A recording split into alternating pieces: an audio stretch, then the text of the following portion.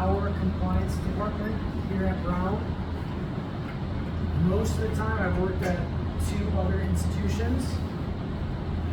Compliance is like, you want to stay away from that. You want them around, but Bridget has changed that. And she works with a guy named Brian, who are in the compliance office, and they've just made it a lot more fun. And instead of saying no, they say, okay, this is how you can be, this is how we can make this work. So Bridget is just gonna talk to you a little bit about some of initial eligibility, things that you have to do to make sure that you're eligible. This is not a recruiting talk, that's tomorrow. This is just some general things for you guys to be aware of. We have internationals, people who've flown in from other countries to be here. So we're just trying to give you a little bit of information about how to be eligible for Division I soccer. Okay? So she'll go for about 10 minutes, and then Chris, our athletic trainer, will talk to you for about 10 minutes, and then we'll get a tour of the facility. All good? Do not fall asleep. Stay focused. Ask questions, and make sure that you're giving Bridget your full attention. Okay? Awesome.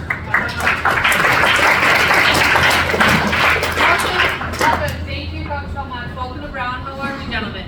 Good. I need more energy than that. How are we? Good. Good. Awesome. Show of hands. Who's going into the 10th grade? Who's going into... no, not me. Okay. Who's going into the 11th grade? Okay. 12th grade. Awesome. Who traveled the farthest to get here? Throw out some things. We'll see. Let's go. Competition. Montana. Okay. Florida. Australia. No way. Come here right now. Awesome. International. Yeah. Korea. Where is it? Korea. Korea. Korea. Oh my goodness. Wow. How far away is that? How far was that flight? 14 hours flight. Awesome. So, showing hands. How many are an international student athlete? Or will be an international student athlete? Okay. And then domestic, lives in the state. Showing hands. Okay, so everyone should have had their hand raised once or twice, all right? My job, like Coach said, my name is Bridget. I work in compliance here at Brown. What is compliance? Great question. It's through the NCAA to make sure that we uphold the rule book of college sports and to make sure that everyone's on an as equal playing field as possible. Make sense? Sure. Then you go one step further, we have the Ivy League. So the Ivy League is comprised of 8 schools, okay, 8 Ivies. Anyone name out 4 of them? Stanford? No, actually. 4.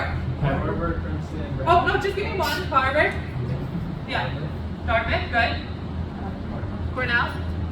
Okay, good. Okay, cool. So we have 8 in our conference, and we all follow Ivy League rules. Now, they're so much stricter than the NCAA rules, but what we really are trying to focus on is the student athlete, right? You guys are here to play soccer. I totally understand that. But you're also here to get a world-class education. Make sense?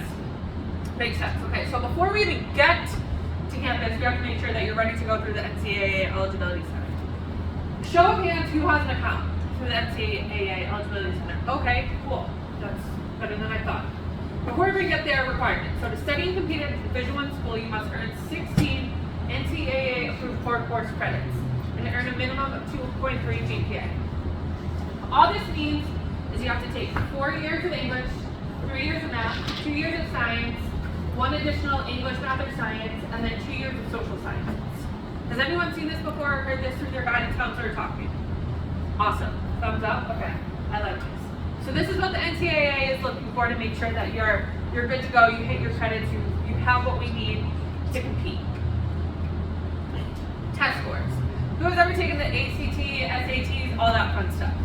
Okay, so there's been blanket waivers. No one really needs to know that. That's my language, but there's been waivers that are saying, no, we're not looking at that through the NCAA. We don't need those waivers. And so now you do not need them for academic certification through the NCAA. So in January 2023, Division I and II adopted legislation to remove standardized test scores from initial eligibility requirements. So this means that you do not have to submit those scores to the NCAA, but there's a caveat. You still might have to do it for the schools you're applying for, and for scholarships and whatnot, but for the NCAA, in terms of what I'm looking for your eligibility, you do not have to submit those. Okay, so I know there's been a lot of scuttlebutt, so Those are no longer. Questions on that? Okay, timeline.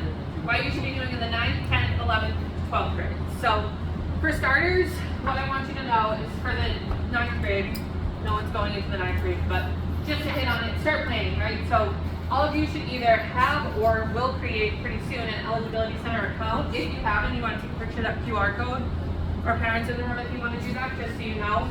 There's two different things that you can do in the NCAA eligibility center account. You can have a profile or a certified account. Okay, for what we're looking for, compliance officers, and to make official visits, you need a certified account. You have to pay the fee to get a certified account through the NCAA eligibility center. Okay, all of your classes all your high schools should have a list of NCAA approved core classes already in the eligibility center to make sure that you're taking the courses that you need. Grade 10, what should we be doing? So if you're being actively recruited by a school, have a profile page. Monitor the tasks in the NCAA eligibility center. So you will get tasks, you'll get a ping through an email, hey, this task isn't here for you. You might want to go in and look at that so you're not behind on anything, just so you're ready to go. If you fall behind academically, ask your high school guidance counselor to help find approved classes that you can take so you won't be behind anymore. Okay, so make sure that you have those, what we saw earlier, 3 years of blank, 2 years of blank, 1 year of blank, right? Make sure that you're passing those classes in the time frame that we want you to pass them so you're not far behind your class when you get to college. Got it? Grade 11. So, ensure your sports participation information is correct in your eligibility center accounts. Some of you might be getting recruited for multiple sports. If you say, you know what, I really want to focus on soccer, make sure that soccer's in there and ready to go. Check with your high school counselor to make sure you're on track to complete your required number of 8 NCAA approved courses. So I'd sit down with your counselor at grade 11, just make sure, hey, I have what I need, I have my years, I'm good to go, so I don't have to make up credits during the summer or whatnot. All right? At the end of the year, ask your high school guidance counselor from each school town you have attended to upload an official transcript to your eligibility center account. So how many of you have gone to 2 different high schools? Okay.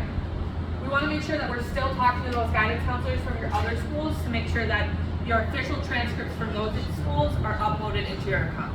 Does that make sense? Because NCAA is going to be tracking on all of that and wants all that information. Grade 12. So request your final amateur certification beginning April 1 of your senior year. So April 1st, you're going to probably know where you're going. You're going to request your amateurism status. I'll talk about amateurism in a minute. But in grade 12, April 1st of that year, you're going to be able to request your final amateurism certification. And then you'll complete your core courses, and then after you graduate, so this time after you graduate, your high school counselor is going to upload your final official transcript with proof of graduation to your NCAA eligibility center account. Okay, so if you don't already, I would suggest having a really good relationship with your guidance counselor. They're going to be one of your greatest resources. Uploading that information, making sure that everything's streamlined, and from your high school to college, you're good to go. Questions on that? I know it's a lot of information, but I just want to give you a brief overview. Amateurism. Anyone know what amateurism is? Well, we'll say yes in a minute. So college-bound student athletes enrolling for the first time at a D1 must receive a final amateurism certification before being eligible to compete. So all this really means is that you didn't play professionally. Okay, so you're going to go in, answer a few questions, and you're going to get certified for final amateurism status. Below are some ways that you might not be able to or will impede your certification. So taking a break between high school and college will trigger some more questions that you'd be asked. Use your recruiting agency, a scholarship, or an agent. That will also impede this. Receiving payment from a sports team to participate, receiving funds or money to offset training expenses, and accepting prize money based on performance and finish at competition. So these are some of the questions that the NCAA is going to ask. Some of them are totally permissible, so you will be able to upload some information, good to go, we're all set. Some might not be so simple, and we'll work through that with you to make sure that you're good to go. Questions on that? Common theme is to keep track of everything, right? Have those transcripts, have those receipts, have everything that you've done thus far through your college, for your high school career, so you're good to go when the NCAA asks for any information. Last thing I want to talk about, so beginning January 1 of your junior year, PSAs may begin to take visits to campus. So there's two different types of visits that we're going to be talking about: official visits and unofficial visits. Have people heard this so far? Anyone know the difference? Anyone know the difference? You back there, you smile. Yeah, an unofficial visit is something you yourself pay for. Love it. And go to. An official visit, the school pays for and pretty much gives you accommodations so Yeah. that you can go around and see. Awesome. Hit the nail on the head. Official visit, the school is going to pay for some of that, if not all of it. Unofficial, the expenses come out of your own pocket. Okay? Official visits, just so you guys know, can last 2 nights, and you can bring up to 4 family members to campus. And the school will pay for that, if that's something in their budget. The school also now can fly out you and 2 family members, again, if that's something that the program is doing, but through the NCAA, that's allowed. Unofficial visits, you have to pay for your own transportation there, you have to pay for your own lodging, you have to pay for your own food, all of that. Make sense?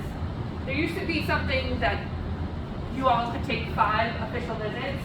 That's no longer. No one was tracking on that before, no one's going to keep tracking on that.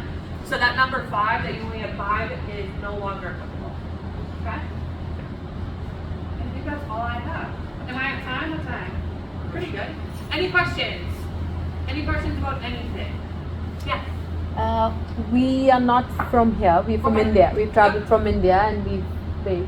So how does the international students recruitment work? I understand what you've said as far as the academics is concerned, but obviously our system is a little different from what is here. So how does that kind of transit into your? Yeah, so the NCAA Eligibility Center has a really good international student guide, which I really advise looking at. It's a PDF and it goes through each step, and then through your school and your home country, they'll be able to see what classes transfer over and all of that. But there's a really good international guide in a separate section of the Eligibility Center that works primarily with international. So Okay. no need to bother. All right.